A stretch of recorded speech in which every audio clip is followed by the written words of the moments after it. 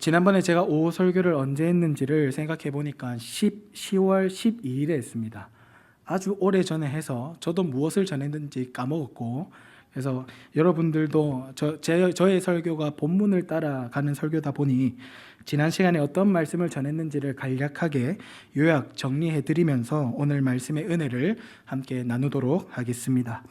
지난 시간 우리는 사무엘이 늙었다는 것을 보았습니다. 그리고 그의 아들들이 사사가 되어서 나라를 다스렸는데요, 그들이 나라를 정직하게 하나님 앞에서 다스리지 못했다는 것을 보았습니다.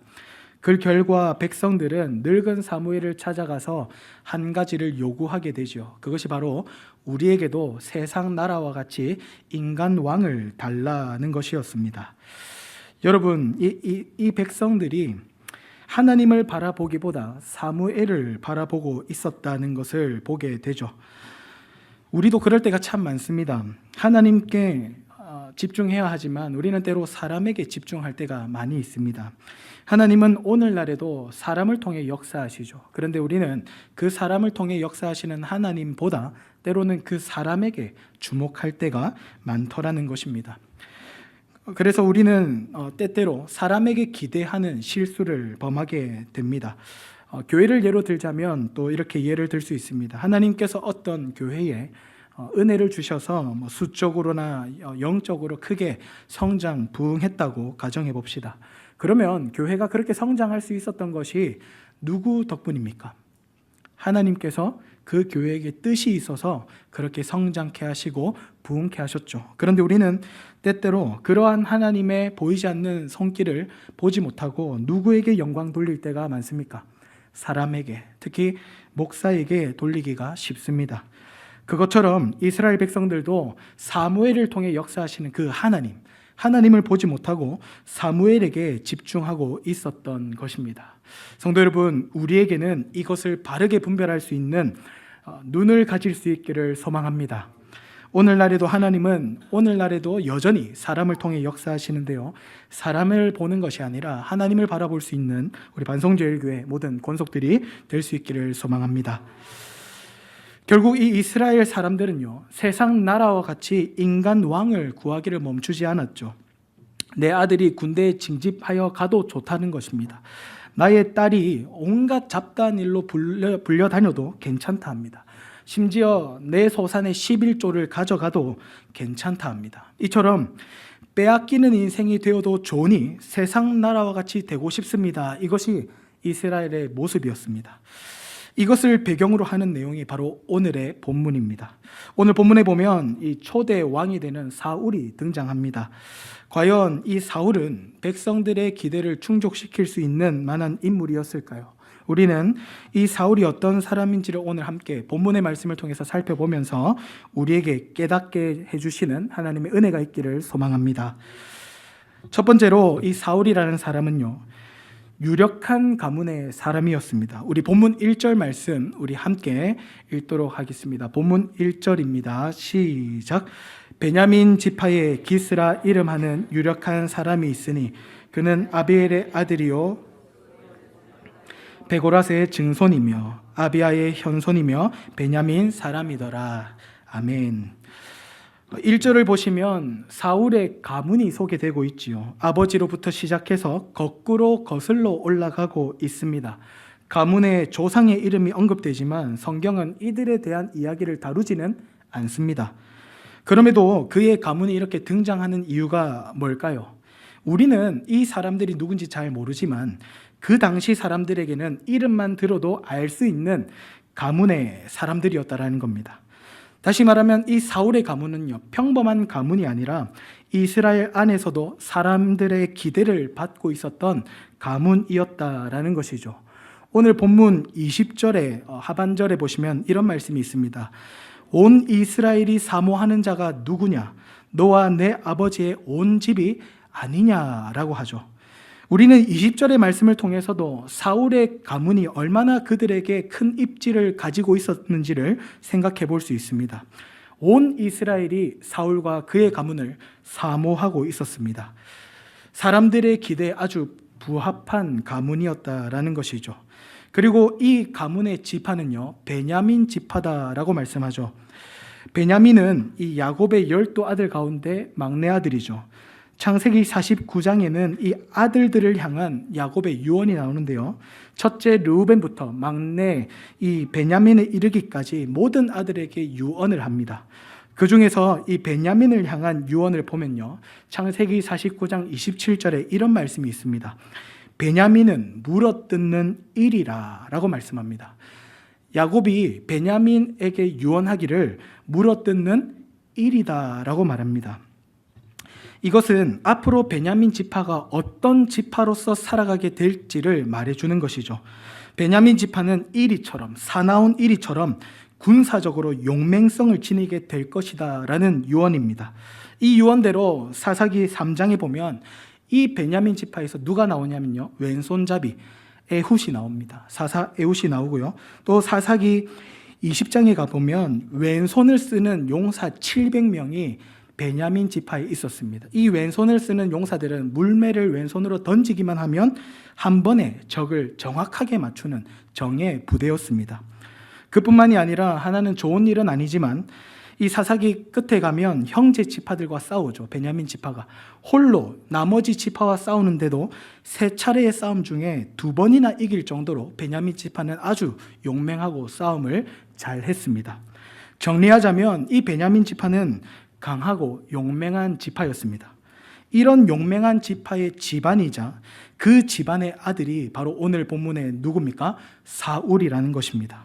어떻습니까? 역사적으로 보나 집안의 명성으로 보나 사람의 기대에 받기에 너무나도 충분합니다. 이 집안에 대해서 이 설명은 여기서 그치지 않습니다. 본문을 보시면 사울의 아버지 기스는 유력한 사람이다라고 말합니다. 여기서 유력하다라는 말은 귀족 또는 지도자 계층의 사람이었다라는 겁니다. 힘도 있고 재산도 있고 군사력도 있고 사회적으로 영향력을 지닌 인물이 바로 사울의 아버지였다라는 거예요. 근데 여기서 끝이 납니까? 이렇게 좋은 가문에 좋은 집안에 태어난 사울은 또 어떻습니까? 우리 2절 말씀 함께 읽겠습니다. 2절입니다. 기스에게 아들이 있으니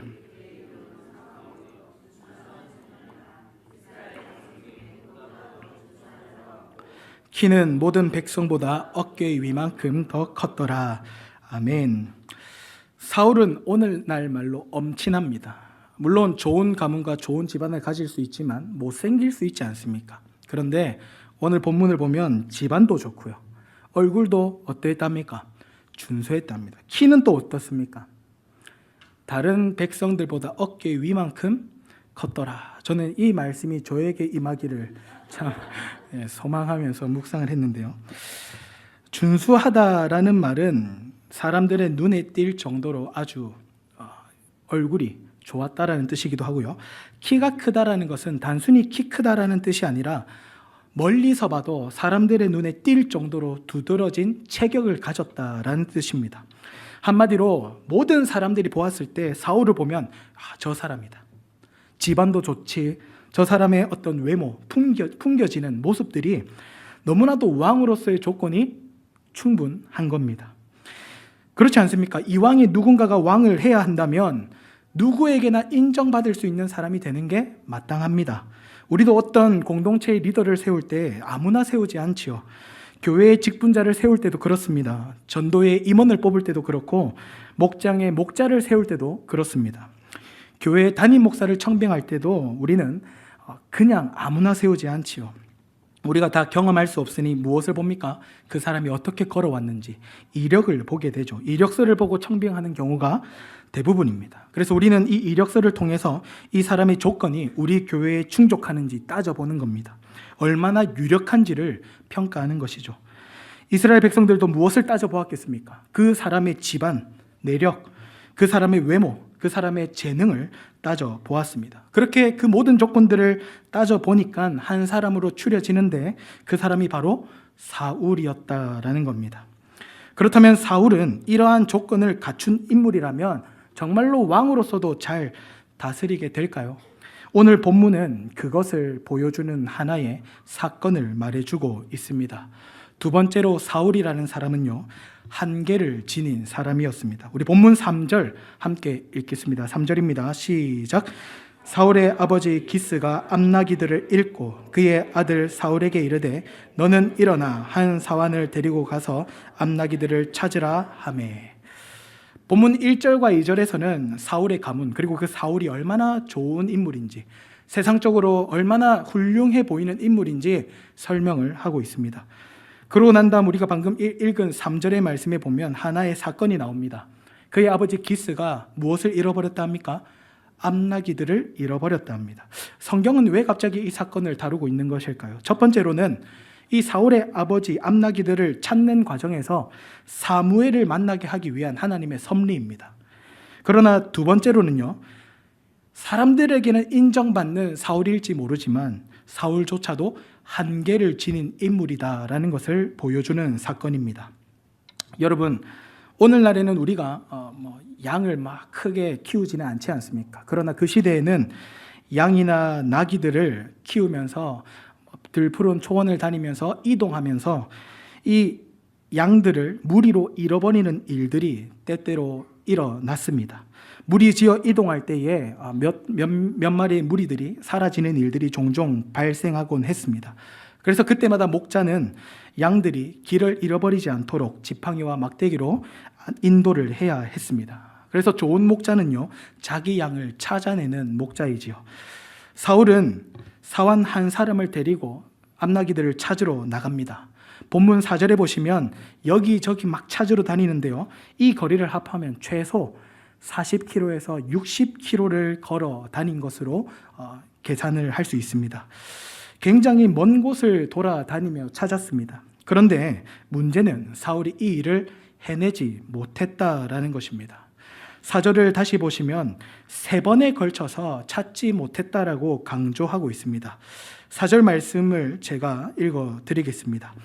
그가 에브라임 산지와 살리사 땅으로 두루 다녀 보았으나 찾지 못하고 사알림 땅으로 두루 다녀 보았으나 그곳에는 없었고 베냐민 사람의 땅으로 두루 다녀 보았으나 찾지 못하니라. 여기서 지금 찾지 못했다라는 의미를 몇 번이나 강조해서 말하고 있습니까? 3번에 걸쳐서 말하고 있습니다. 이것이 무엇을 보여주는 것입니까? 아무리 유력한 집안이고 훌륭한 집안이다 해도 사울조차 할 수 없는 일이 있다라는 것입니다. 이것은 앞으로 사울이 왕으로서 그 일을 해내지 못할 것임을 암시하는 것입니다. 사람들의 기대와 달리 사울이란 사람의 한계를 성경은 보여주고 있습니다. 좋은 집안에 능력과 재산과 출중한 외모를 지녀서 왕으로서 세상 사람들이 볼 때에는 1순위일지 모르겠지만 그는 암나기들을 찾는 평범한 일에도 실패할 수밖에 없는 인간이다라는 것입니다. 이것은 사람을 기대해서는 안 된다라는 것을 성경이 우리에게 가르쳐 주는 것입니다. 그리고 또 하나 본문을 통해서 사울의 아쉬운 부분을 발견할 수 있는데요. 5절의 말씀에 보면 사울이 돌아가자 하지요. 아버지가 우리를 오히려 더 걱정하시겠다 하면서 암나기들을 찾지 못했음에도 불구하고 어떻게 하자 합니까? 돌아가자 합니다. 그러나 원어를 살펴보면요, 이 돌아가자라는 말의 의미는 포기하다라는 말입니다. 다시 말하면 이제 암나기를 찾는 일을 뭐 하겠다는 겁니까? 포기하겠다라는 겁니다. 암나기들이 길을 잃어서 죽든지 말든지 나는 이제 포기하고 돌아가겠다라는 것입니다. 그리고 또 하나 사울의 아쉬운 부분이 오늘 나오는데요, 영적인 부분입니다. 그는 이스라엘이 주목하는 훌륭한 집안이지요. 그런데 그런 그가 이스라엘을 다스렸던 사무엘을 몰랐습니다. 5절에 보시면 숲 땅에 이르렀다라는 말씀이 보이십니까? 숲 땅. 그런데 여기서 말하는 숲은요, 사무엘상 1장 1절에 가면 이 숲은 사무엘의 조상의 이름 가운데 한 사람입니다. 다시 말하면 이 숲 땅은 사무엘의 가문이 뿌리 내리고 있었던 땅입니다. 그래서 이 땅에 가자마자 누가 이곳에 하나님의 사람이 있다고 말해줍니까? 사환이 말을 합니다. 사울은 이 땅에 하나님의 사람이 있는지 알지도 못했는데 누가 말해줍니까? 사환이 말해줍니다. 이것은 비록 사람들이 볼 때에는 사울이 얼마나 대단한 인물이었을지 모르겠지만 그는 영적으로 둔감한 사람이었다라는 것입니다. 우리 오늘 본문 말씀 가운데 18절과 19절 말씀 우리 함께 읽어보겠습니다. 18절과 19절입니다. 시작. 사울이 성문 안 사무엘에게 나아가 이르되 선견자의 집이 어디인지 청하건대 내게 가르치소서 하니 사무엘이 사울에게 대답하여 이르되 내가 선견자이니라.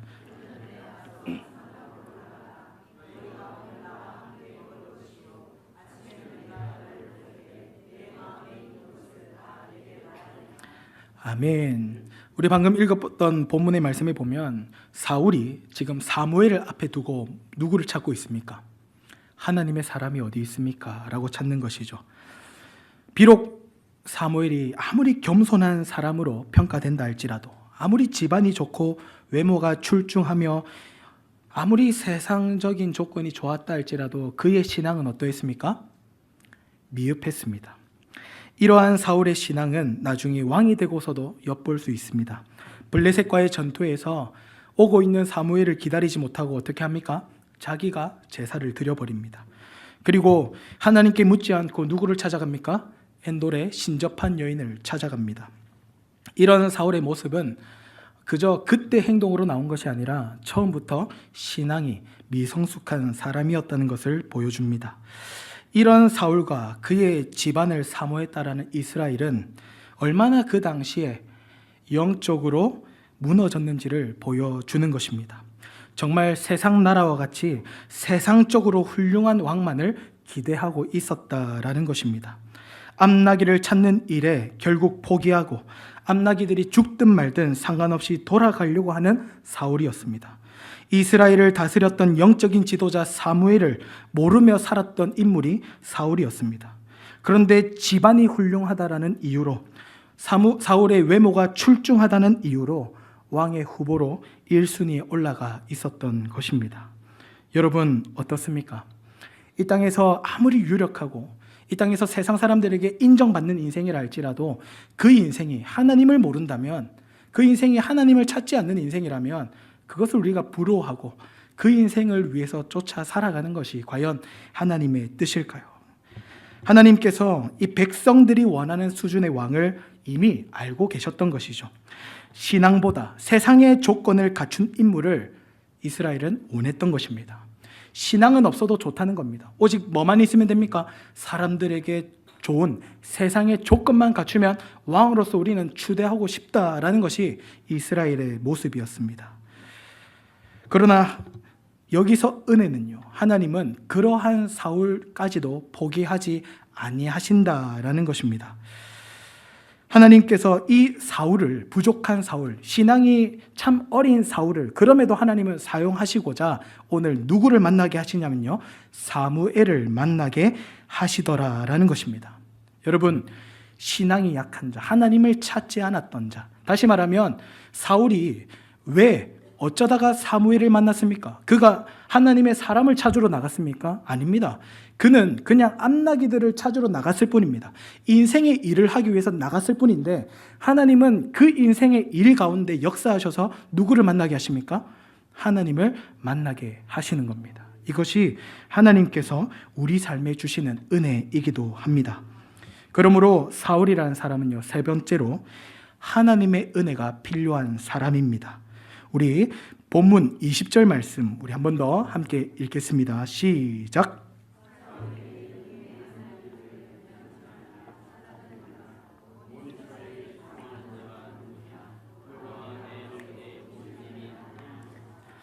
아멘.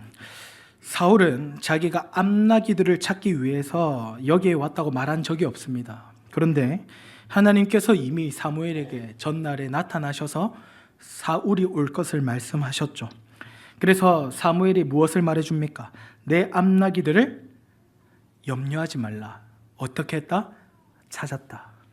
여러분, 세상에서 인정받고 유력하다라고 하는 이 사람은 정말로 먼 길을 돌아다니며 찾아보았지만 찾았습니까? 못 찾았습니까? 못 찾았습니다. 이것이 하나님의 은혜가 없는 인생의 모습입니다. 아무리 이 땅에서 지혜가 지식이 충만하다 할지라도, 좋은 학력을 가졌다 할지라도 하나님의 은혜가 없으면 하나의 일도 해낼 수 없는 인간이 바로 저와 여러분이다라는 것입니다. 그런데 그렇게 찾지 못했던 이 사울이 누구를 만나자 해결됩니까? 바로 사무엘을 만나자 해결되어짐을 볼 수 있습니다. 스스로 해결할 수 없었던 그 문제를 하나님께서는 사울을 통해 사울을 찾아와 주셨고 그 인생의 문제까지 해결해 주셨다라는 것입니다. 이것이 얼마나 큰 은혜입니까? 사울은 하나님을 찾으러 나선 길이 아니었습니다. 암나기들을 찾으러 나갔지만 오히려 그는 그의 수고와 열심 속에서 무엇을 경험했냐면 실패를 경험했습니다. 3번에 걸쳐서 오늘 본문은 사울이 실패했다고 말씀합니다. 이제 지쳐서 돌아가려고 했습니다. 그런데 그 인생에 자기 전혀 생각하지 못했던 자기 종을 통해서 어떤 소식을 듣습니까? 여기에 하나님의 사람이 있습니다. 정말 지푸라기라도 잡는 심정으로 그는 나아간 것입니다. 그러나 그곳에서 하나님의 사람을 만났을 때에 그가 해결하지 못했던 인생의 문제를 해결받는 은혜를 우리는 오늘 본문을 통해서 발견하게 되는 것입니다. 성도 여러분, 참 우리 인생 같지 않습니까? 하나님이 보시기에는 사람들은 사울을 원합니다. 그러나 사울은 신앙적으로 너무나도 미성숙하고 하나님을 아는 깊이가 없었습니다. 그래서 하나님은 왕으로 세우기 전에 먼저 하나님의 은혜를 경험할 수 있도록 역사해 주신 것입니다. 하나님이 얼마나 신실합니까? 우리는 하나님의 은혜를 기대하지도 않았지만 하나님은 오늘도 우리의 삶 가운데 은혜를 부어 주시고 계심을 믿을 수 있기를 바랍니다.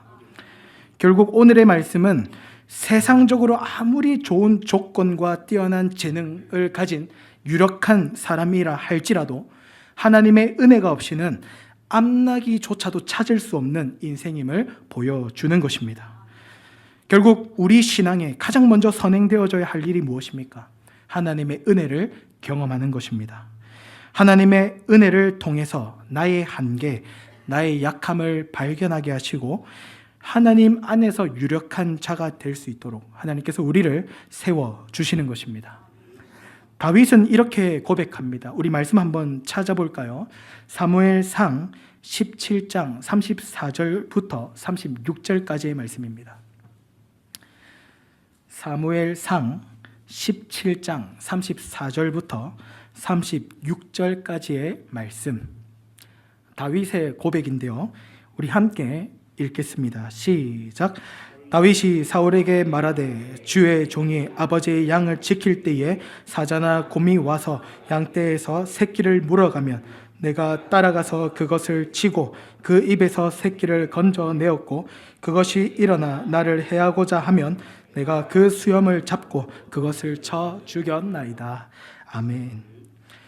이 말씀은 다윗이 골리앗 앞에 나가기 전에 사울 왕에게 했던 고백입니다. 사울은 아버지의 암나기들을 찾는데 실패했습니다. 그런데 다윗은 어떻습니까? 아버지의 양떼를 사자나 곰 앞에서 지켰다 합니다. 심지어 그 사나운 짐승이 새끼를 물어가면 내가 그것을 쫓아가서 입에서 건져내고 그 수염을 잡고 쳐 죽였다라고 말합니다.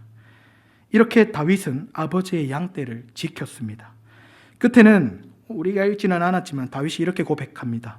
여호와께서 나를 사자의 발톱에서 곰의 발톱에서 건져내셨은즉 나를 이 블레셋 사람의 손에서도 건져내시리이다. 다윗의 고백은요, 하나님의 은혜를 경험한 자의 고백입니다. 내가 양을 지킬 때 우리가 사자에게 이길 수 있습니까? 우리가 등산을 하다가 곰을 만나면 이길 수 있습니까? 그러나 다윗은 양을 지킬 때에 곰을 이겼고 사자를 이겼답니다. 그것이 자기 힘이라고 합니까? 아닙니다. 하나님께서 나를 건져내셨다. 은혜로 말을 하죠. 그러니 이 골리앗 앞에서도 나는 하나님께서 나를 건져주실 줄로 믿는다라고 고백하는 거죠. 성도 여러분, 하나님의 은혜는 경험하지 않은 자는 하나님의 은혜를 고백할 수가 없는 것입니다. 하나님의 은혜를 경험하지 않고서는 세상을 하나님의 이름으로 살아갈 수가 없는 것입니다. 하나님의 은혜를 경험하지 못한 사람들에게서 나타나는 모습은요, 내 힘으로만 살려고 합니다. 마치 이 땅에서 어떻게 하면 내가 유력해질까? 어떻게 하면 내 자녀를 유력하게 만들까? 그러나 하나님의 은혜를 잊어버리면 그 인생이 헛되다라는 것을 기억할 수 있기를 바랍니다. 그래서 사울에게도 하나님은 왕이 되기 전에 먼저 무엇을 경험하게 하십니까? 은혜를 경험하게 하시는 겁니다. 성도 여러분, 말씀을 맺겠습니다. 혹시 우리도 이스라엘 백성들과 같이 신앙은 뒷전이고 일단 세상에서 유력한 사람, 그런 인생이 되기 위해서 몸부림치고 있지는 않으십니까? 신앙생활의 우선순위가 혹시 무너져 있지는 않으십니까? 하나님의 은혜를 모르는 유력한 인생, 잘난 인생은 아무런 소용이 없습니다. 나름의 좋은 학교, 좋은 직장, 좋은 가정, 좋은 경제적 환경을 갖추었다 할지라도 아무리 이 땅에서 부유하며 명성이 있고 나름의 인정받는 인생을 산다 할지라도 하나님의 은혜를 모른다면 그것은 아무것도 아닌 것입니다. 성도 여러분, 예수님을 한번 생각해 볼 수 있기를 바랍니다. 예수님은 유력한 자의 모습으로 이 땅에 오시지 않았습니다. 왕궁에서 나시지 않았습니다. 바리새인의 집안 혈통으로 오시지 않았습니다. 가장 낮은 곳, 말 구유에서 나셨습니다. 가장 냄새나고 사람들이 꺼려하는 곳에 예수님은 오셨습니다. 그러나 그분은 한계가 없으십니다. 우리의 참된 목자가 되셔서 양 100마리 가운데 한 마리의 양이라도 잃어버림을 허락하지 아니하십니다. 혹 잃어버렸다 할지라도, 그곳이 광야라 할지라도, 사망의 음침한 골짜기라 할지라도 끝내 찾아내시는 분이 바로 누구십니까? 바로 우리의 목자 되신 우리 주 예수 그리스도이십니다. 그 사랑을 깨달을 때 우리는 비로소 하나님의 은혜를 풍족히 누리게 되는 것입니다. 성도 여러분, 우리의 왕은 저 사울이 아닙니다. 사울은 암나귀를 잃어버렸을 때 찾다가 포기하는 인생입니다. 그러나 우리 예수님은 어떻습니까? 그 한 마리를 찾을 때까지, 거기가 사망의 음침한 골짜기, 누구도 가지 않는 곳이라 할지라도 주님은 오셔서 우리를 건져내시는 것입니다. 그렇다면 누가 우리의 참된 왕이십니까? 바로 예수 그리스도이십니다. 우리도 그분의 길을 기꺼이 걸어가겠노라 다짐할 수 있기를 바랍니다. 이 땅에서 유력한 인생이 되기 위하여 발버둥 칠 것이 아니라 오늘도 하나님의 은혜를 기억하는 자로 살게 해주십시오. 오늘도 하나님의 은혜를 경험하게 해주십시오. 나의 삶 가운데 내 힘으로는 양을 찾는 일, 아주 평범한 일조차도 실패하는 한계에 부딪힐 수밖에 없는 연약한 나의 삶 가운데 도우시는 하나님의 은혜를 경험하게 해주십시오. 우리의 목자 되신, 우리의 참된 왕이 되신 예수 그리스도로 오늘도 붙들고 나아갈 때 그 은혜를 누리게 될 줄로 믿습니다. 그 삶을 살아가기를 다짐하는 저와 여러분이 될 수 있기를 간절히 소망합니다. 우리 함께 찬양하시겠습니다.